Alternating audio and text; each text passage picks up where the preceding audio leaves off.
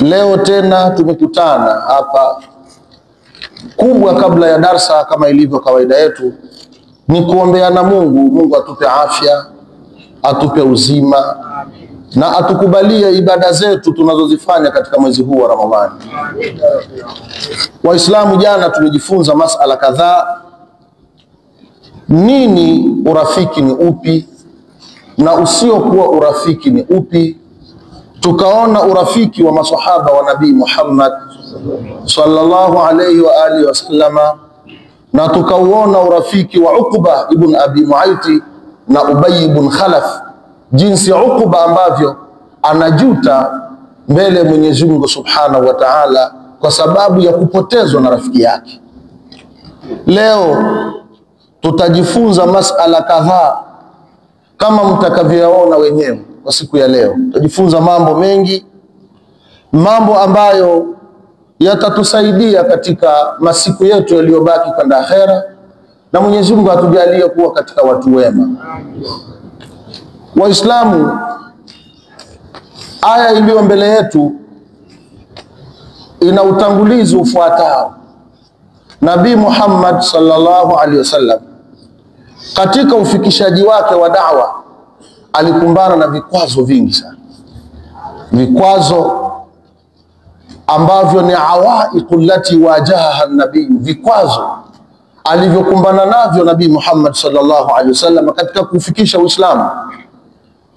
Kwanza alikumbana na vikwazo muaradhatul qabail, muaradhatun shadida, upinzani katika makabila mbalimbali, upinzani mkubwa sana aliokumbana nao, kumbana na upinzani wa hali ya juu sana.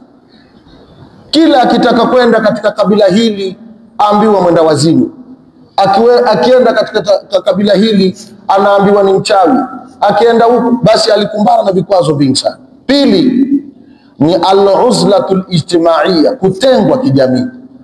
Mtume Muhammad sallallahu alaihi wasallam alitengwa kijamii.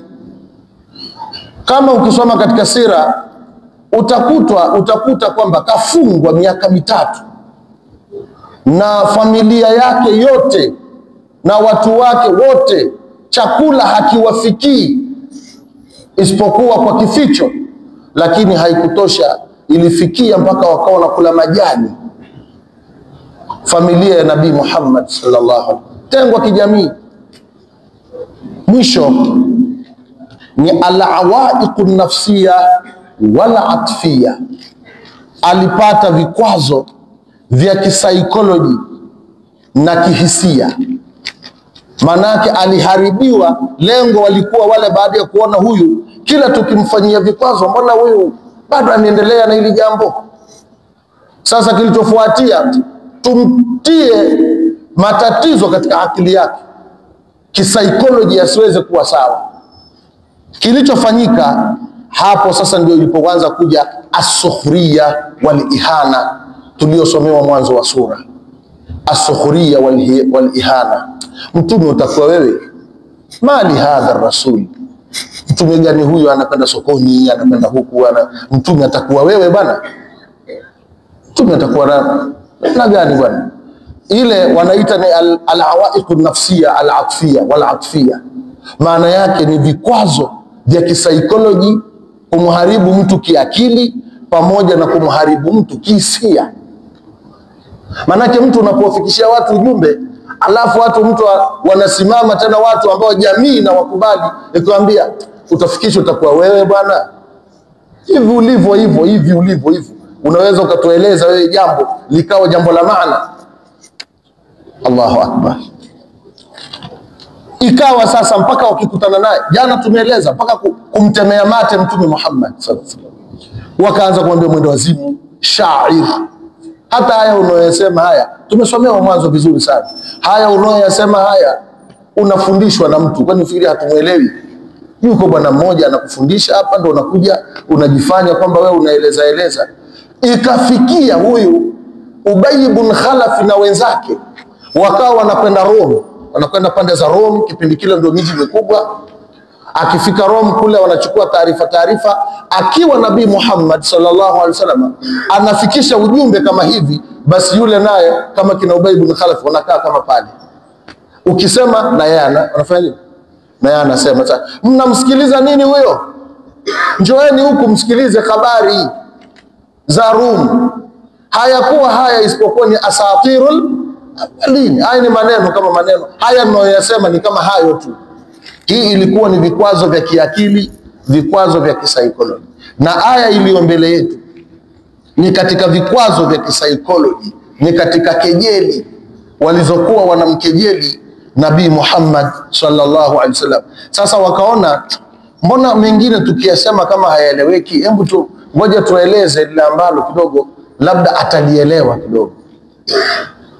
Waqala alladhina kafaru, wakasema wale waliokufuru sasa wanamkejeli Nabii Muhammad sallallahu alaihi wasallam, laula nuzila alayhi alquran jumlatan wahida. Wakawa wanasema namna hiyo, maana yake kwa maana kwamba hala nuzila alayhi alquran jumlatan wahida, ikiwa kama kweli uyasemayo ni kweli, kama kweli, maana kija laula inakuwa na mahadhufati.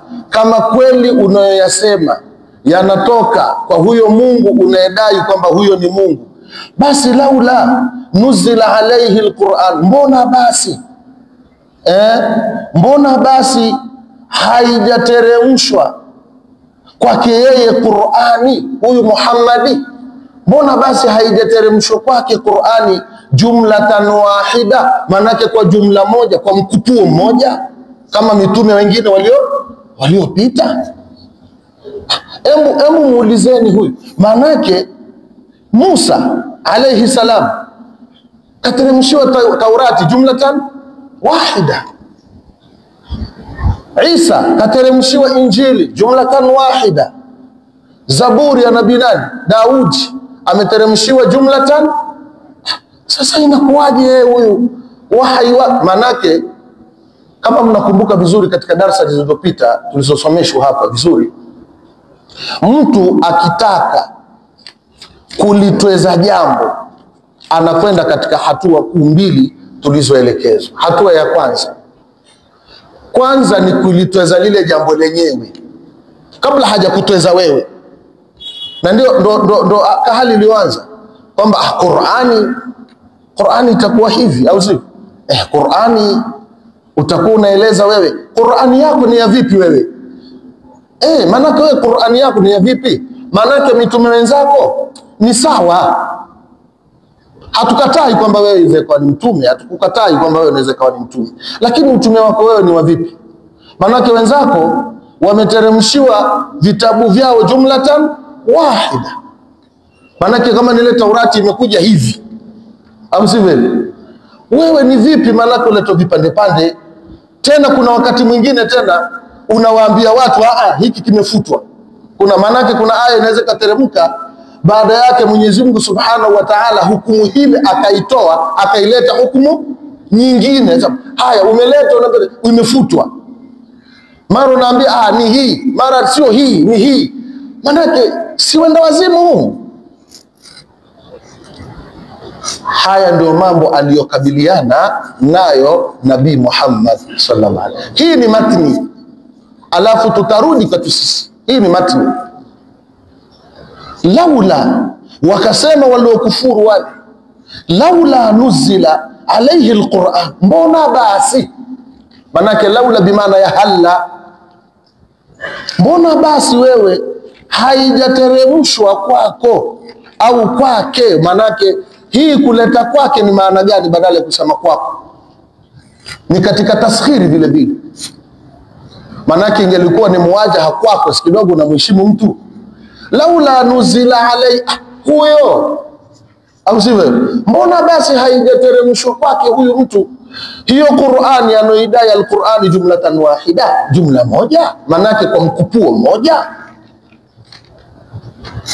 Na hii ni siasa ilikuwa katika mji wa Maka, sababu sura hii si ya Makia, ilikuwa ni siasa katika mji wa Maka. Manake lengo ni ile jamii sifanye nini, isimsikilize, msimsikilize huyo, akisemacho ni uongo. Sasa katika maelezo haya ikawa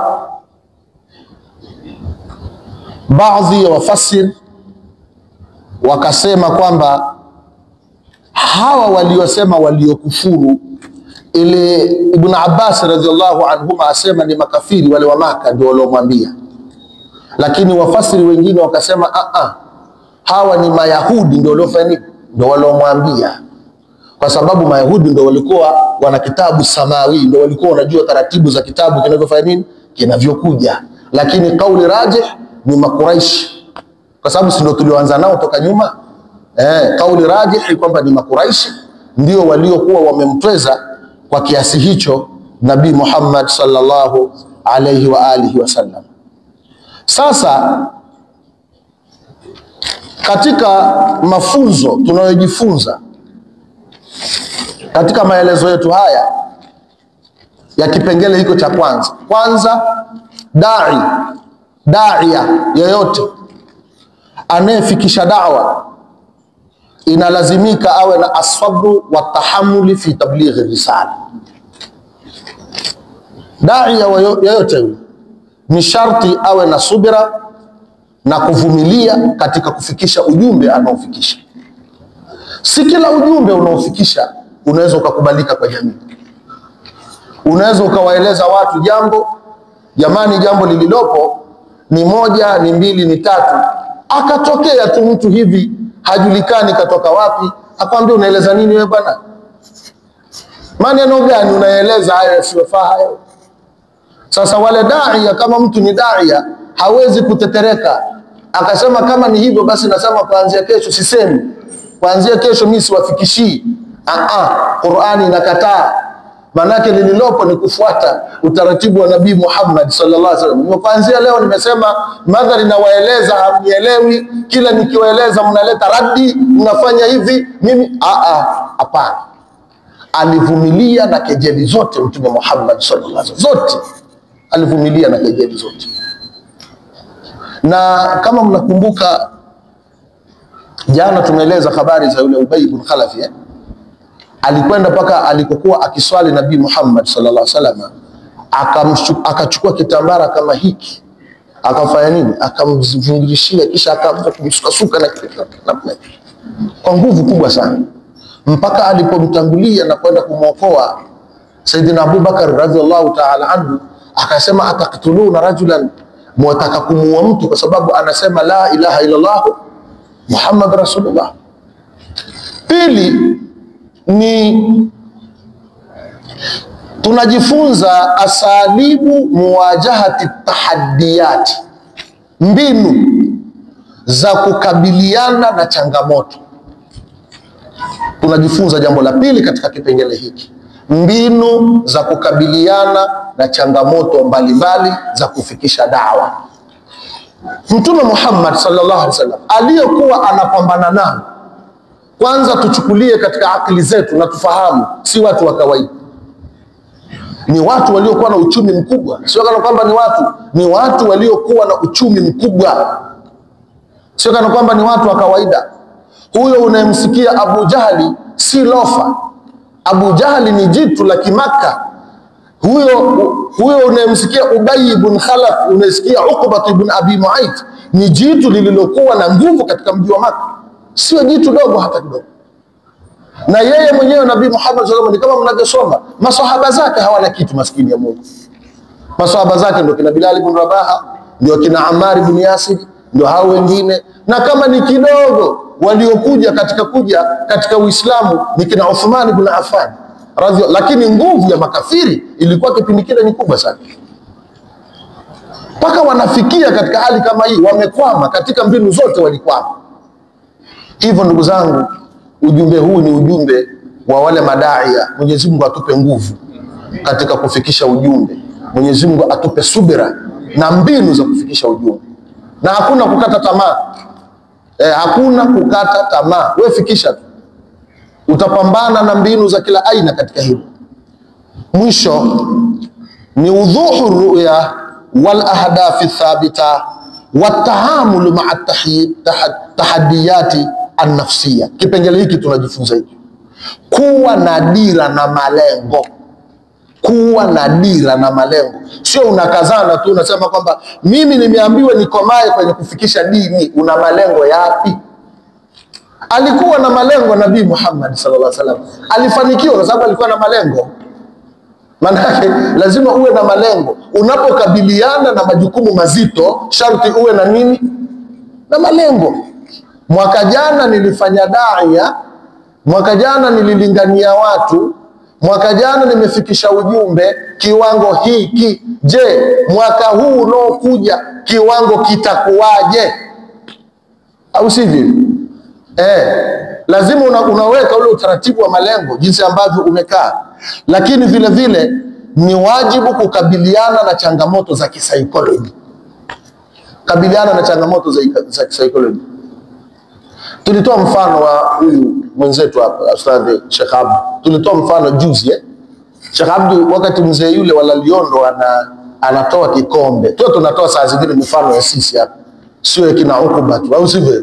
Wakati anakabiliana na habari za nani kipindi kile, mzee anatoa kikombe, si mnakumbuka?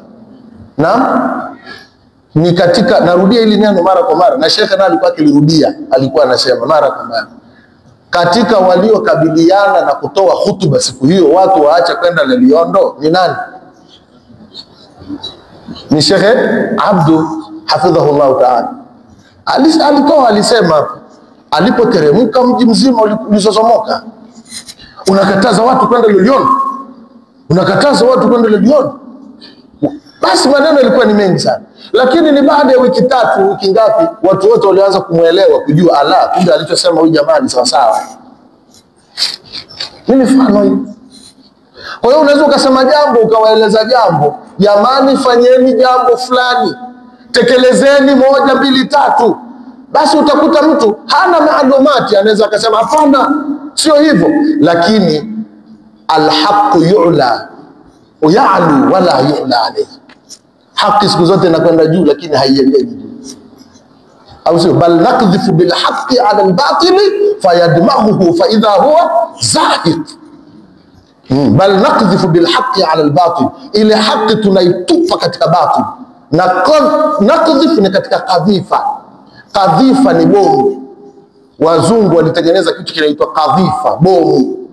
Nakdhifu bil haqqi, ile haki tunaitupa, ala albatil, kuiendea batil, fayadmaghuhu, basi tahamaki ile haki inasaga saga ile batil, fa idha huwa zahiq, tahamaki batil imefanya nini? Imekwisha. Sasa mtu unamuona jirani yako, rafiki yako, anakaa na kimanda, mchana wa Ramadhani hafungi, afu unaogopa kumwambia ukweli. Mtu mchana wa Ramadhani hafungi. Au unamuona mtu kabisa anafanya mambo ya zinaa, mambo ya ovyo, mwambie kwa utulivu, bwana unachofanya si sawa bwana. Vile ukimwambia itafikia anaweza akapata taufiki ya Mwenyezi Mungu, kwa taufiki ile ikawa sababu ya kuliacha lile nini. Sisi tunaungana kwenye mambo ya ovyo. Tunaungana kwenye mambo ya ovyo. Jambo la ovyo. Sasa ikiwa hivyo ndivyo basi. Ikiwa hivyo ndivyo basi, sasa Mwenyezi Mungu Subhanahu wa Ta'ala akasema wakadhalika, ndivyo kadhalika, sivyo? Maana yake akasema kadhalika. Sasa ile kadhalika iliyokuja hapo waita kwamba ni illa, ni katika illatul limahdhuf. Maana yake illatul limahdhufi ay fa'alna dhalika.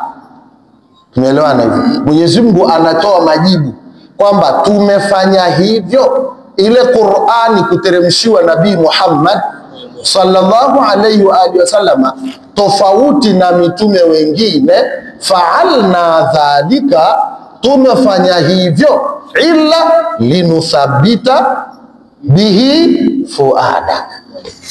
Tumeelewana vizuri? Hilo tumelifanya kadhalika, kama hivyo tumelifanya hivyo. Hilo lengo ni nini? Linuthabita, ili tuimarishe, tutie nguvu, bihi, kwa Qur'ani hiyo, fuadaka, tutie nguvu moyo wako. Ndio maana tumeileta hiyo Qur'ani kwa awamu tofauti na mtume wengine. Tathbit linuthabbita bihi fuada, ili tuweze kuthibitisha katika hilo, tuthibitishe, manake tuweze tuimarishe moyo wako. Na kama mnavyofahamu, Qur'ani imeteremka kwa muda wa miaka mingapi? 23. Na katika kuteremka kwa Qur'ani munajama, kuteremka kwa awamu, wanasema ni hikmatun ilahiyya. Hikmatun ilahiyya, hiyo ni hikma ya Mwenyezi Mungu. Alichofanya yeye Mungu ni kutufahamisha sisi kupitia kwa Nabii Muhammad kwamba lengo ni ili moyo wa Mtume Muhammad sallallahu alaihi wasallama usiwe na idhtirab, yani uwe imara katika kulipokea jambo lile na kulifahamu na kuwa imara kukabiliana na wale watu walio mbele yake. Hilo ndio lengo. Lakini mtume, Mwenyezi Mungu Subhanahu wa Ta'ala, idha arada shay'an an yakula lahu kun, manake angetaka hata kwa mtume kuileta jumlatan wahida angeshindwa, asingeshindwa. Lakini hapa anayefundishwa hapa ni umma wake, anayefundishwa hapa ni sisi ummati Muhammad sallallahu alaihi wasallam. Kwa mujibu ya sisi tulivyo, sisi ni tofauti na nyumba zingine zote. Sisi tofauti sisi. Mimi kipindi kile tumekwenda hija, wale ambao inshallah hatujafika hija Mungu atupeleke. Na wale tuliokwenda Mungu aturudishe. Sisi hatuna mili, hakuna mwili hapa. Hatuna mili sisi. Sheikh unasemaje? Umeenda mara mbili. Ukiwa Arafa, yule mfalme saa zingine huleta chakula pale Arafa, vya vyakula mabagari yale. Mimi nilisimama kutaka chakula kile kwa Arafa pale. Basi nilikuwa naonekana kama niko hapa kama stuli. Yaani mimi hapa nilikuwa naonekana niko kama stuli hivi. Lakini chakula kile nakitaka kile. Yule bwana tuliokuwa naye sielewi yule ni wa magharibi. Kama sio mtu wa huko Kameruni au ni wapi, ni mtu ni mrefu Sheikh. Basi nilipomweleza, sababu atuzuri anajua Kiarabu, nahitaji kile chakula. Na ni vizuri sasa kusoma. Maanake kama ukijui kile Kiarabu utasemaje? Utamwambia, utabidi uwe bubu. Na mitaani kwetu sisi kama watu wazima hatutaki kuweka madarasa katika msikiti yetu. Wanaosoma ni watu wawili watatu. Basi nikamweleza basi yule bwana alinyosha tu mkono namna hii akapewa, alafu akanipa mimi huku hivi. Sasa huyo ninayemtolea mfano, mtu huyo kwa kipindi hiki ukilinganisha na nyuma zilizofanya nini? Hapana, watu walikuwa ni wakubwa sana. Watu walikuwa wapo katika hali ya juu sana. Sasa hata yale mafuhumati, ile namna ilivyo vimiili vyetu, au sivyo, vimiili vyetu pia ni dhaifu sana. Miili yetu sisi ni dhaifu sana. Sasa ikiwa hivyo ndivyo, manake hata huu umma yale maalumati yatakanayo yaingie kidogo kidogo.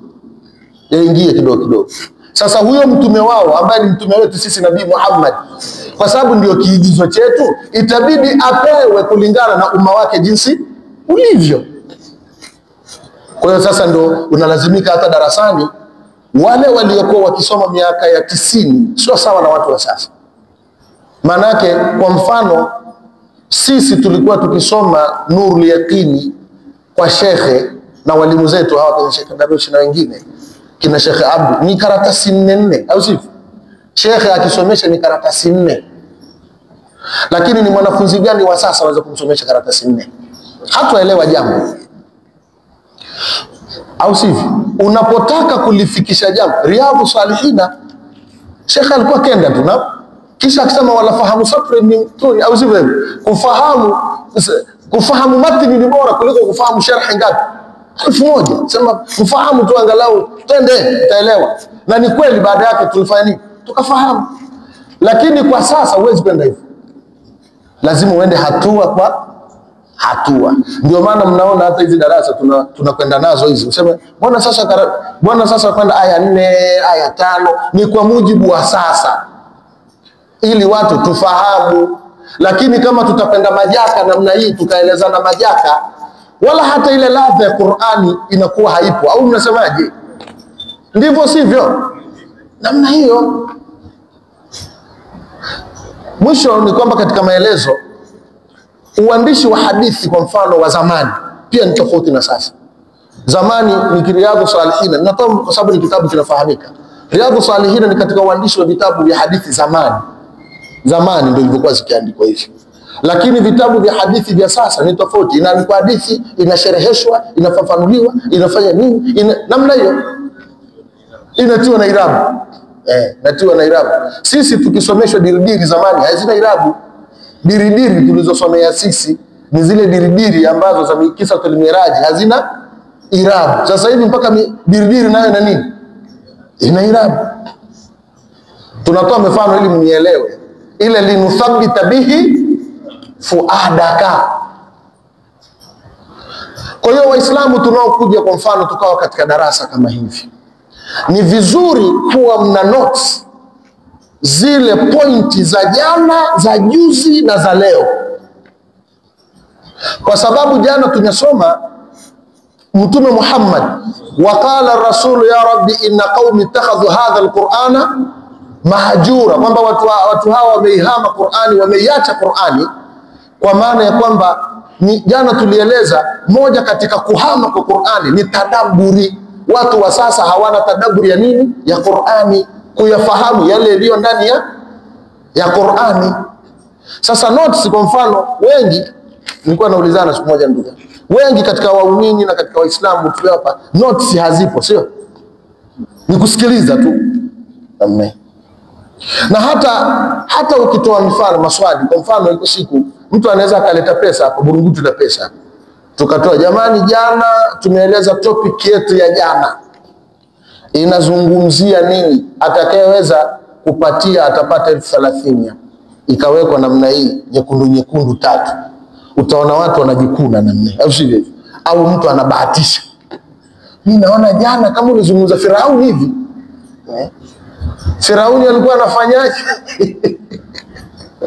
Namna hiyo. Zile notes zile hazipo. Au unasema sivyo Waislamu? Hazipo notes. Kwa sababu toka imeanza, kwa mfano hii sura imeanza tabarakalladhi nazala al-furqan liyakuna ala abdihi liyakuna lil alamin nadhira.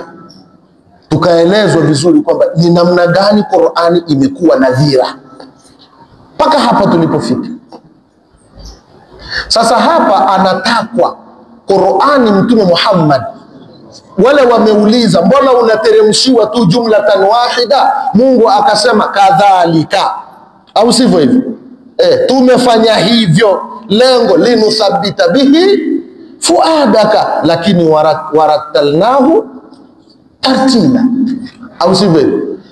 Manake tumeileta tartila, manake tumeipangilia kwa kuileta hatua kwa hatua, au sivyo? Warattalnahu, tumeipangilia kuileta tartila, bimaana Jalalaini anasema shay'an fa shay'an, sio?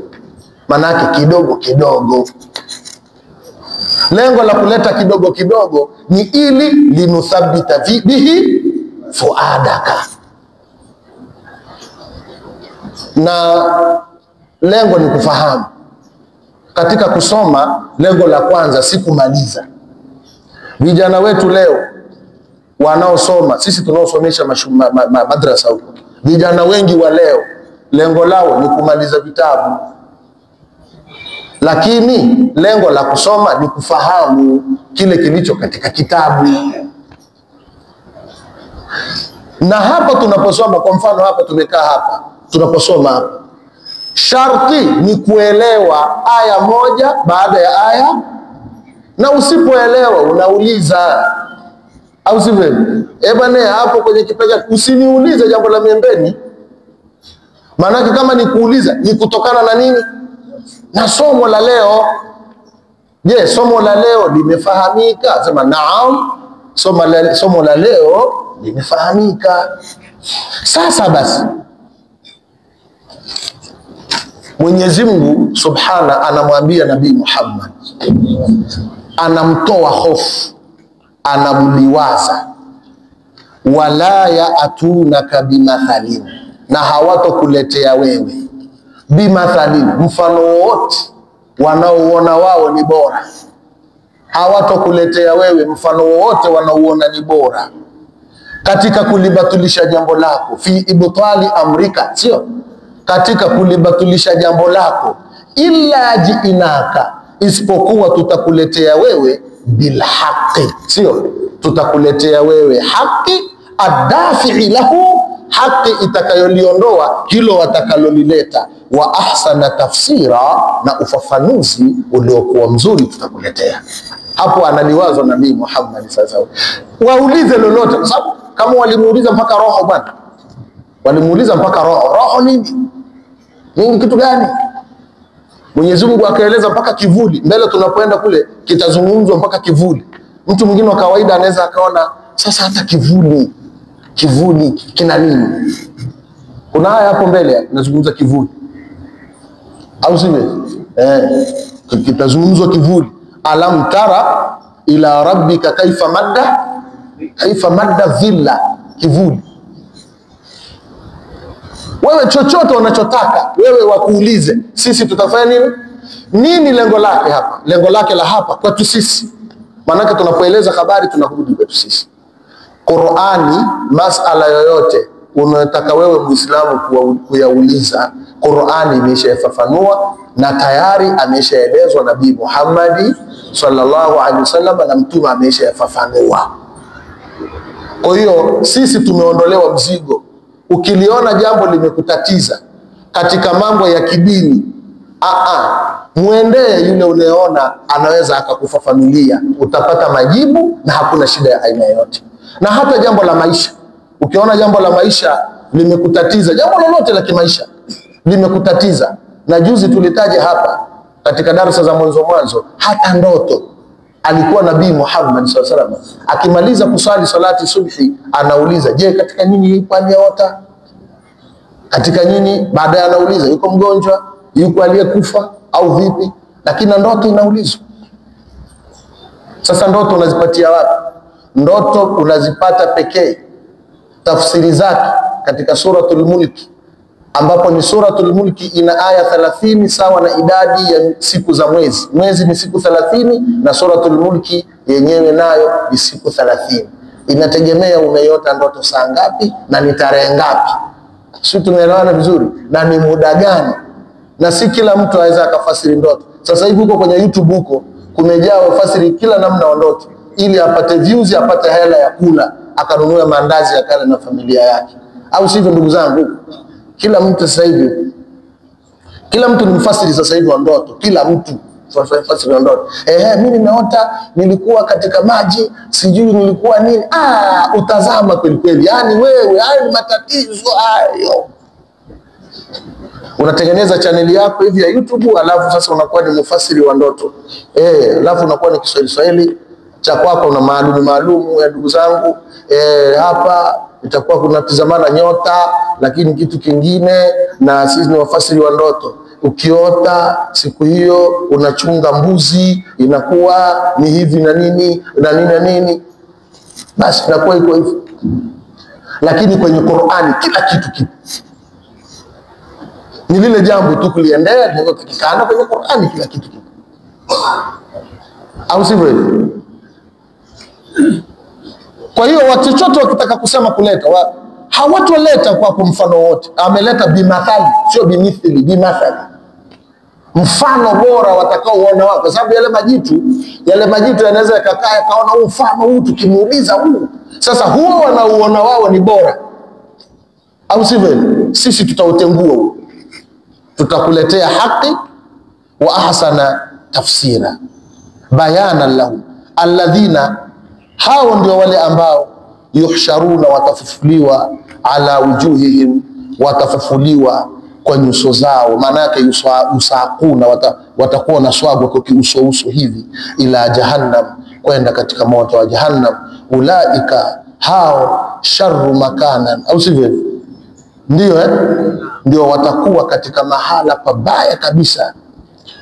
Wa adallu sabila, na njia iliyopotea kabisa watakuwa ni watu hao. Na Muhammad sallallahu alaihi wasallam, usipate tabu. Kuna wenzako walikuja duniani, walaqad ataina Musa alkitab, hakika tulimpa Musa Taurati, waja'alna ma'ahu akhahu Haruna wazira, na tukamfanya pamoja naye, au tukafanya wa kushirikiana naye, akhahu, ndugu yake Haruni wazira, kuwa ni msaidizi wake. Tulimleta Musa. Musa alipata tabu. Musa ni katika vijana wakati huo, akiwa ni ndio anakwenda Madiana, wakati amempiga mtu ngumi na amekufa. Wakati ndo anaelekea Madiana, alitembea njiani mpaka Madiana siku 7. Njiani hana chakula, akawa anakula majani. Nabii Musa alayhi salatu wasalam anakwenda mpaka wapi? Mpaka Madiana. Anakwenda mpaka Madiana kwa ilhamu ya Mungu, kampeleka Madiana. Lakini njiani ametembea siku ngapi? Chakula chake nini? Na Waislamu, embu fanyeni jitihada katika uhai wetu uliobaki, fikira zetu ziwe ni kupeleka mbele Uislamu. Au mnasemaje? Chakula. Anafika pale, anawakuta wale mabinti pale katika kile kisima, kama historia inavyosema, mabinti wale hawajanyesheleza wanyama wao, wanyama hawajanywa maji. Anauchukua ule mfuniko wa watu 10, wanaweza ukabebwa na watu 10, anauchukua kwa mkono mmoja. Mtu aliye na njaa ya siku 7, kwa mkono mmoja anaweka kule, anawanyesheleza. Wala mabinti wanarudi nyumbani, wanasema mzee anauliza, vipi, mbona mmewahi? Asema, leo kuna mtu kule. Historia yake ni ndefu kidogo. Leo kuna mtu kule katufanyia hivi. Asema, kanitie. Baada ya kukaa katika mti na kuomba dua yake, binti anakuja, aitwa Swafura. Yule aitwa Swafura na mwenzake, na kuna kitu kinaitwa network. Swafura alivyoona huyu, kwa sababu alishaanza kumsifu kule kwamba kijana yupo ana nguvu ana nini, network tayari zilisha nasa pale.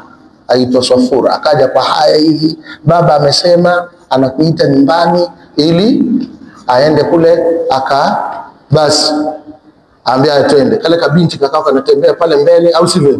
Akaambia, rudi wewe, unatembea nyuma, mimi nitatangulia wapi? Nitakuwa huko mbele huko, au sivyo? Mpaka nyumbani akapokelewa, wakakaa pale. Na ikafika na Nabii Shuaibu alayhi salam, akasema, ukitaka nikuozeshe moja hao mabinti wangapi? Hao mabinti wawili nikuozeshe hao. Lakini mzee ana akili, alikuwa anaelewa, kwa sababu kila wakati yule Swafura akimsifu nani? Nabii Musa alayhi salatu wasalam. Akasema sawa, miaka 8 au 10, si ndivyo? Basi baada ya hapo kweli akaozwa. Baada ya hapo akakabidhiwa zawadi. Nabiullahi Musa alayhi salam akakabidhiwa zawadi.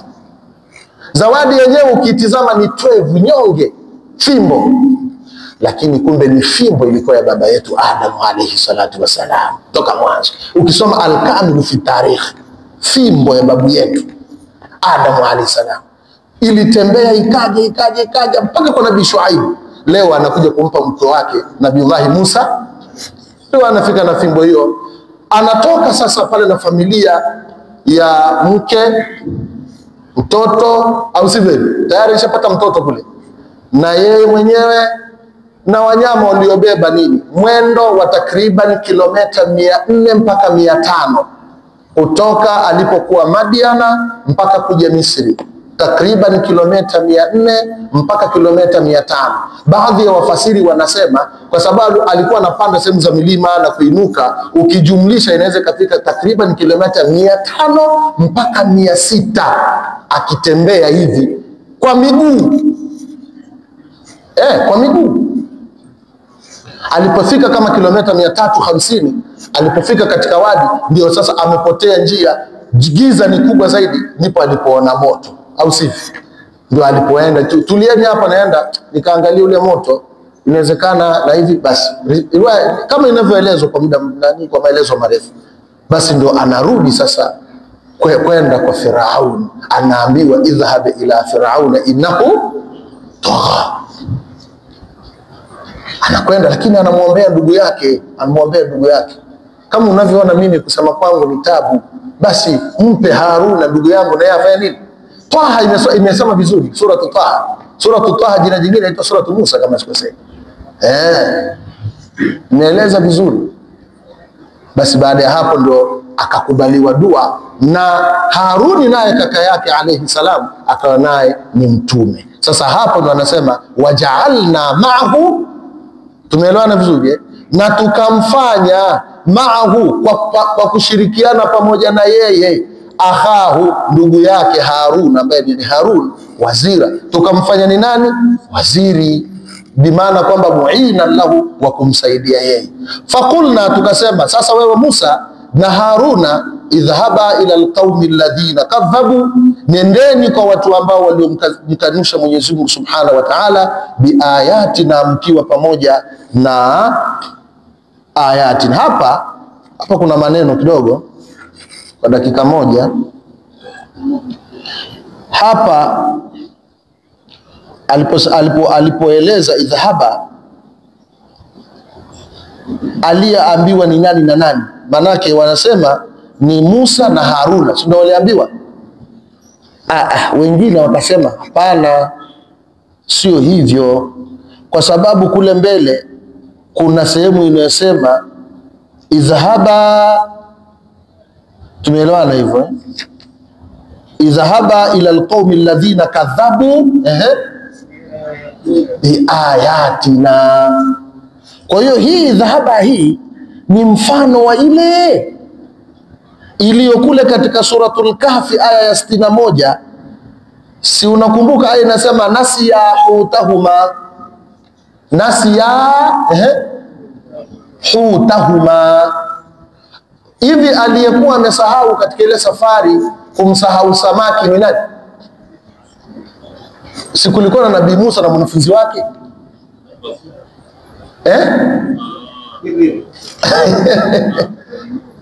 Alikuwa Musa na Shamuhuni, si nani yule? Musa na mwanafunzi wake, walikuwa ni Musa na mwanafunzi wake, Nabii Musa alayhi salamu na mwanafunzi wake. Sasa aliyekuwa ameshikilia kile kikapu, au sivyo, kilichokuwa na yule samaki ni si mwanafunzi, si yule? Sasa walipofika mahala, ndio Nabii Allah Musa anamwambia hebu lete kile chakula chetu tuweze kufanya nini? Tuweze kula.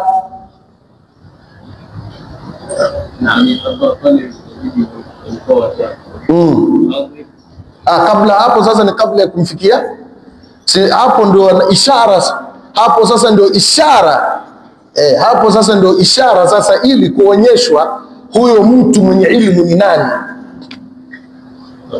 Ndio wakarudi sasa kasasa, au sivyo? Wakarudi sasa mpaka pale ambapo samaki alipochoropokea pale, alipochukua msoroba, wanasema alipochoropokea yule samaki. Sasa alipochoropokea hapo ndipo walipomkuta huyo rajulun salih. Sasa je, aliyesahau pale ni Musa au ni mwanafunzi wake au ni nani? Yaonekana aliyesahau sio Musa.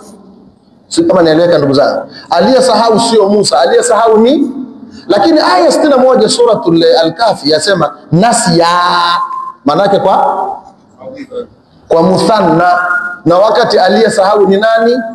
Ni mwanafunzi. Kwa hiyo kwa tafsiri ile wakaileta hapa, fakulna dhahaba, kwa maana anayekusudiwa ni Musa kwa sababu yeye ndio mkubwa, ndio mtume, na pamoja kwamba na Haruna naye ni nani? Ni mtume. Lakini kama ni kushushwa Taurati, si aliyeteremshiwa hasa katika jambo ni nani? Si Nabii Allah Musa, kwamba wewe Musa nendeni, lakini mlengwa mkuu ni nani? Ni Musa. Kama pale nasiya, mlengwa mkuu ni yule kijana, sio Nabii Allah nani? Lakini kwa sababu mko wawili, ndio wote wawili mmefanya nini? Mmesahau. Si kama tunaelewana ndugu zangu? Kwa hiyo nendeni ila alqaumi alladhina kadhabu bi ayatina, kwa watu waliopinga miujiza yetu au aya zetu. Fadamarnahu, matokeo yake tukawaangamiza, tadmira, tena kuwaangamiza. Na kama mnavyofahamu Firauni aliangamizwa kwenye nini? Maji. Aliangamizwa kwenye maji. Wa qauma Nuhin, na watu wa Nuh, lamma kadhabu rusula, walipopinga mitume. Sasa hapa nako watu wa Nuhu walipopinga mitume. Nuhu si mmoja, Manake Nuhu ni mmoja, lakini Nuhu ameletewa jamu. Nuhu ameletewa jamu kwa maana gani? Kwa maana ya kwamba kwa sababu kuu mbili. Ya kwanza, sababu ya kwanza ni kwamba lituli lubthihi, kwa sababu ya ule muda mrefu aliyekaa nani? Nuhu kwa watu wake, miaka 950 ndani ya dawa. Kwa heshima ile ni kuonyesha kila watu muwape heshima zao. Nuhu ni mmoja, lakini aitwa rusul, sio? Kadhabu rusula, haikusemwa kadhabu rasula. Kwa nini? Lituli mukthihi, kwa sababu ya ule wingi wa kufanya nini? Wa kukaa kwake na watu wake, ikawa fakaannahu rusulun, kana kwamba Musa, kama kwamba Nuhu peke yake ni nani? Ni mitume, lakini kumbe yeye ni huyo. Haya, jamii inafundisha nini hapa? Yako maelezo mengi. Jamii inafundisha waheshimuni watu na muwape hadhi zao katika mamlaka yao na kazi zao, au sivyo? Mtu kama ni mwalimu, unamuona ni mwalimu, usifanye hivyo, au sio bwana? Mwenyezi Mungu anasema lau anzalna hadha alquran ala jabal la ra'aytahu min. Sasa ile Qur'ani, mtu akipewa ile Qur'ani, sio mtu mdogo. Mtu akipewa ile Qur'ani, ukaona mtu kapewa ile Qur'ani, ni Mungu kaamua ampe, au sivyo? Hata kama ile dhati yake unaiona ni dhalili. Tumeshasoma habari ya kuona watu dhalili. Hata kama ile dhati yake ukimtizama ni mtu dhalili, kitendo cha kwamba kapewa Qur'ani, basi heshimu ile Qur'ani iliyo katika kwake yule mtu. Haya ndio masomo tunayoyasoma. Tumeelewana hivyo? Heshimu tu ile Qur'ani yake.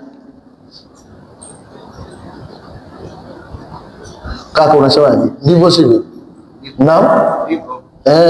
Kwa hiyo kadhabu rusula, walifanya nini?